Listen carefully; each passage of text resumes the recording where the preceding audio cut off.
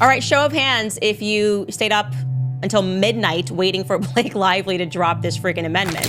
And then he raised his hand where he would ask a question of Amy Poehler and Tina Fey about a silly Coneheads bit. Blake Lively case involving Taylor Swift and Brian Friedman and all the characters that are involved.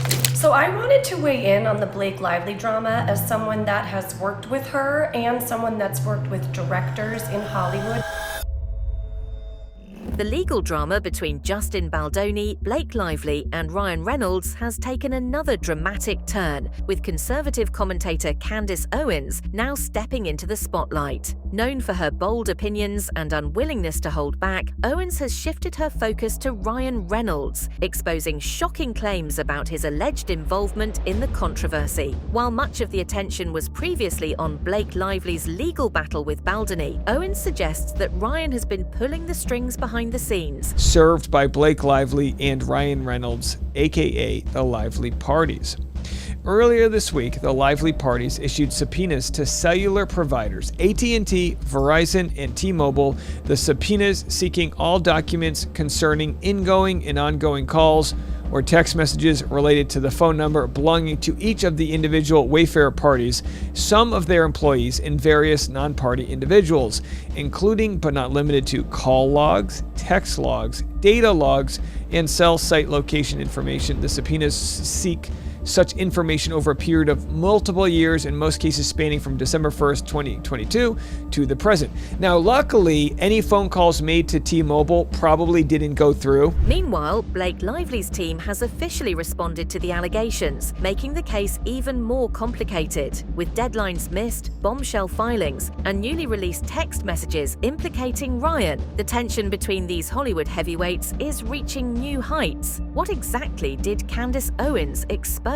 And how is Blake's team trying to control the damage? Let's break down this explosive legal saga's latest twists and turns. Blake Lively's legal team recently filed a significant document, changing the case's direction. The filing addresses key accusations while pushing back against Justin Baldoni's claims, emphasizing alleged inconsistencies in his narrative. Despite the strategic nature of the filing, many legal analysts note that it might not be enough to halt the growing scrutiny. With Candace Owens adding her voice to the situation, the spotlight on Blake and Ryan is more intense than ever. All right, show of hands if you stayed up until midnight waiting for Blake Lively to drop this freaking amendment. Okay, am I the only person with their hands raised? Are you guys just here to plagiarize because you know I went through every line like a complete psycho? That's perfectly fine. I just want you guys to know rather, that if you're here because you think there's some bombshell in here, as her lawyers were alluding to, oh, wait until everybody sees everything, you're gonna be sorely disappointed, because if clickbait was an amendment, this is it. Okay, I cannot believe it. And there's so much more going on here. Now we really see the target of everything, I think, really the linchpin for her lawsuit, the person that she went after. We have to discuss Isabella Ferrer. All that coming up right now on Candace.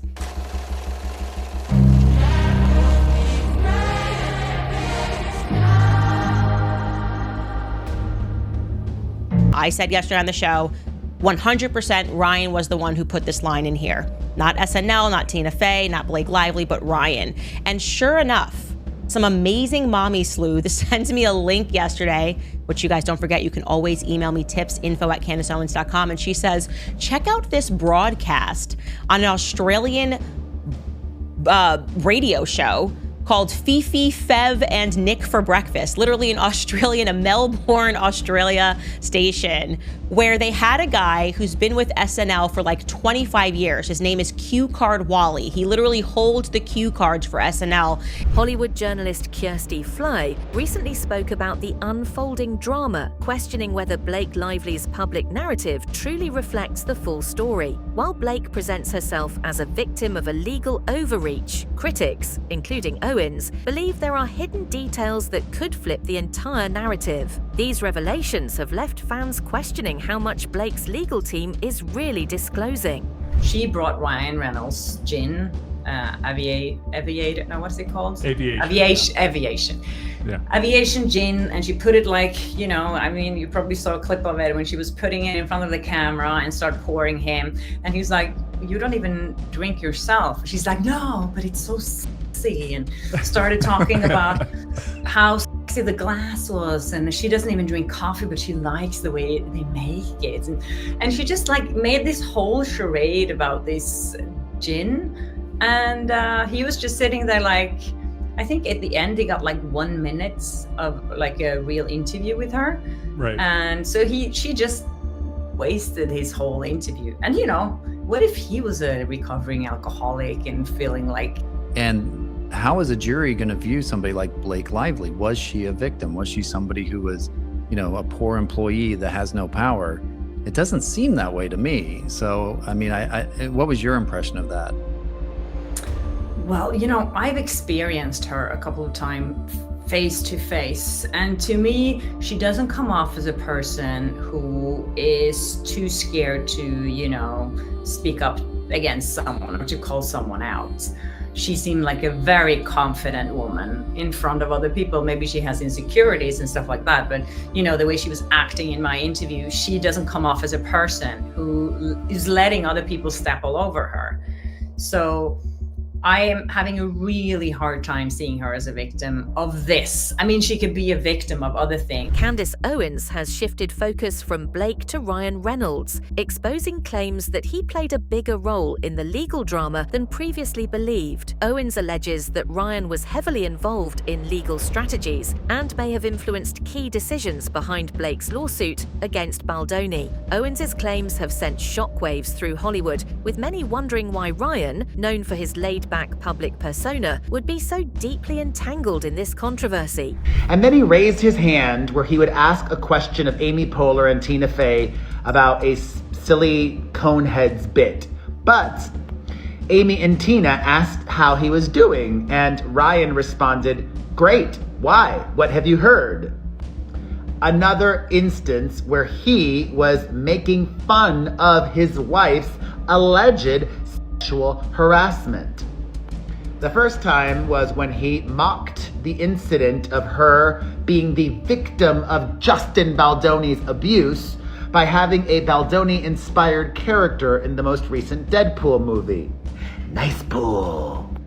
Nice Pool was a Ryan Reynolds creation, and his little joke on SNL 50 was something that at the very least he signed off on. While Blake's team scrambles to gain the upper hand, Justin Baldoni isn't backing down. His latest legal response accuses Lively of relying on hearsay and lacking substantial evidence to support her claims. Baldoni's camp insists that the lawsuit is built on shaky ground and is merely a strategy to silence him. This aggressive response from Baldoni suggests that this legal battle is far from over. Delulu Lively dropped her amended lawsuit against Justin Baldoni. The Duchess of Gaslighting doubled down, tripled down, quadrupled down, and made new allegations against her director, producer, and co-star in It Ends With Us. The allergic to receipts, uncredited director of It Ends With Us insists that Baldoni sexually harassed her. And not just her, but other cast and crew on the set of their movie.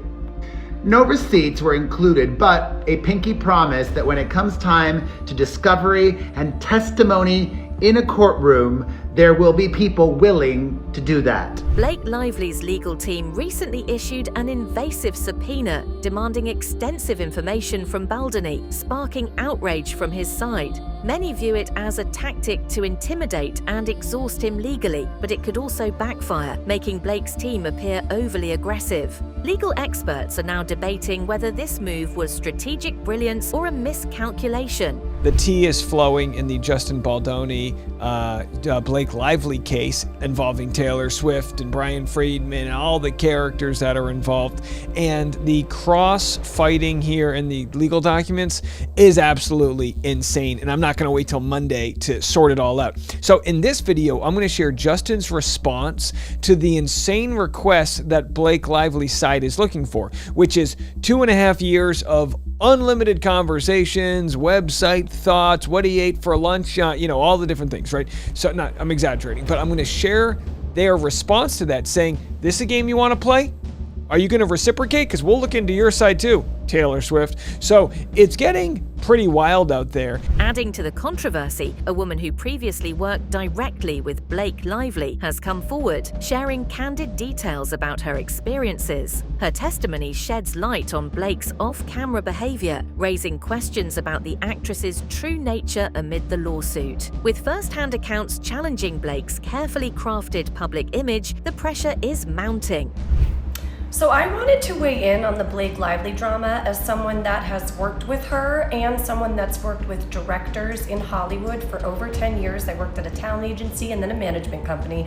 And I specifically, at one time, actually worked with Blake Lively. So I want to color in what's going on here.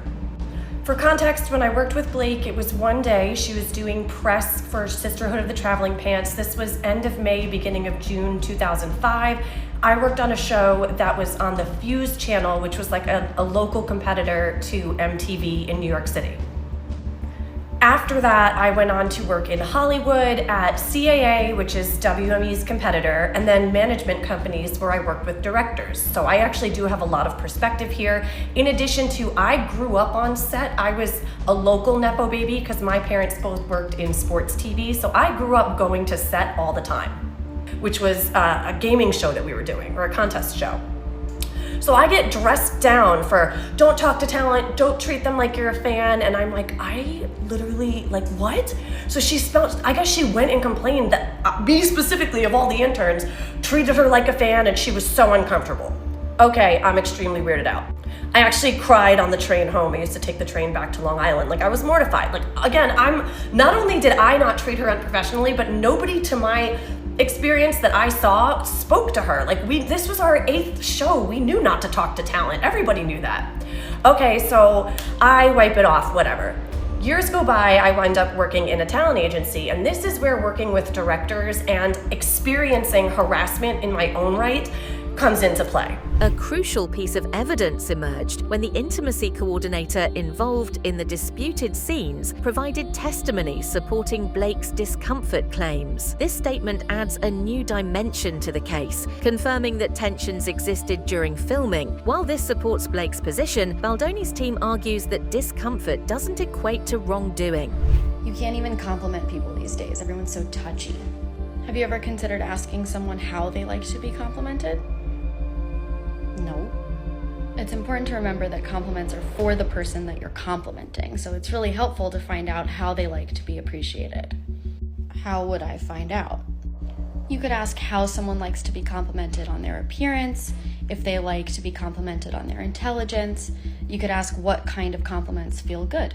In a surprising twist, Blake Lively's legal team missed the deadline to file their response, submitting it down to the wire, perhaps even minutes past due. This has raised questions about potential disorganization or last-minute scrambling in her camp. Opposing counsel is expected to use this as evidence of procedural missteps that could undermine Blake's case. Breaking news, Blake Lively's team just filed their response to the Justin Baldoni lawsuit. Is it late? Well, this is rich. Blake Lively's team had all day to file their response and waited until the last possible second, arguably a minute late. Girl, are you still Googling how to win a lawsuit, or what is going on? I haven't even had time to dig through it yet. But if you're just as unhinged as me and you want to read these documents, I've got the full zip file on littlemissjacob.com.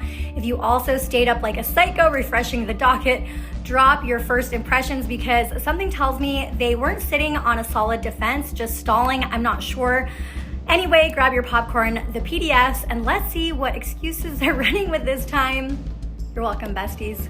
Adding fuel to the fire, Justin Baldoni released text messages revealing that Ryan Reynolds allegedly conducted secret rewrites during the project, potentially breaching professional agreements. This development directly ties Ryan to the core of the dispute, contradicting earlier claims that he was uninvolved. Owens seized on this revelation to question Ryan's integrity, suggesting that his behind-the-scenes actions were both unprofessional and unethical. So what was it like working with Blake Lively on the set of It Ends With Us? Justin Baldoni dropped a number of text messages with crew members detailing just how difficult Blake Lively was to work with. Baldoni claims that since day one of production, she tried to push her weight. She would undermine their wardrobe director and make outfit choices of her own. And rather than showing up to her scheduled fittings, she drove up the budget by having them shuttle all of the clothes to her so that she could try them on. She would often rewrite her lines daily, and apparently she was having Ryan Reynolds, who has no official credit on the film. She allegedly also inserted herself into the editing room, would have pages of notes, would have the editors fly to her so she could continue making revisions for her own cut.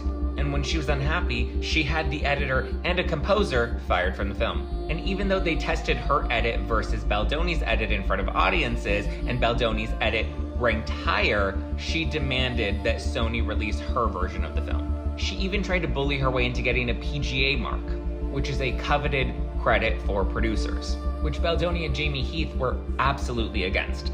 So much so that they still wrote the letter, but also sent a copy to their attorney saying that this letter was written and signed under duress. The financial stakes in this legal battle are staggering, with the lawsuit now reportedly worth a jaw-dropping $400 million. This astronomical figure reflects the potential damage to reputations, careers, and future opportunities for all involved. If Baldoni wins, it could be financially devastating for Blake and Ryan, potentially marking one of Hollywood's most expensive legal defeats. Hello everybody, this is William Del Pilar, and this is a Points on the Board clip, where today I am bringing you an update. Blake Lively's mean girl tactics backfire in love lost lawsuit drama. All of this is alleged. I better put that in for the legal aficionados. So this is an update. Justin Baldoni has filed a $400 million lawsuit against Blake Lively, Ryan Reynolds, and others following Lively's accusations of sexual harassment. For those of you who have been living in a hole, here are the characters at play. There is Lively on the left, the guy who probably most of you.